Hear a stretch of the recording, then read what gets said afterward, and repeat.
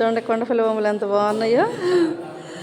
చిన్ని చిన్ని బొమ్మలు అన్నీ ఎంత అందంగా ఉన్నాయో. అదిగో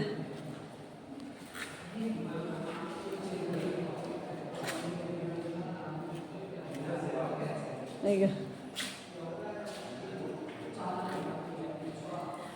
రాజుగారి రథం చూడండి. శ్రీకృష్ణుడు రథసారథి ఏమో ఇక్కడ, మరి ఇక్కడ శ్రీకృష్ణుడు కనిపించట్లా. ఇగండి అయ్యో కొండపల్లి బొమ్మలు. దీనికి ఒక చారిత్రకమైన హిస్టరీ ఉందండి. కాకపోతే రాను ఇది మరుగున పడిపోయింది. కానీ ఇప్పుడు మేము వచ్చాము. ఇదిగోండి, ఇది ఒక ఎడ్ల బండి లాంటిది అనుకుంటా. చాలామంది వచ్చారు చూడటానికి, ఉన్నారు జనం, చాలామంది ఉన్నారు. అదిగో కొండపల్లి బొమ్మలు. ఇదిగో చూడండి విగ్రహం. మరి ఈయన రాజు ఏ చక్రవర్తితో తెలీదు. తల పగిలిపోయింది, తల లేదు, తల తీసేశారు. మరి ఎలా పోయిందో. దానికి తల తగిలించుకుంటాము అంటే ఒప్పుకోదు కదా, సిస్టమ్ ఒప్పుకోదు కదా.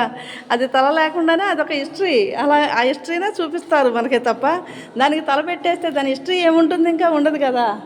మన సుప్రీంకోర్టులో గొడవ అదే. మరి సుప్రీంకోర్టులో జరిగిన గొడవకి తల పెట్టుకోవటానికి మా పరిధిలో లేదు అది అని చెప్పని అన్నందుకు ఆయన మీద చెప్పిసిరారు కదా. అది ఇది మీకు 2 నిమిషాలు చెప్పాలి దీని గురించి.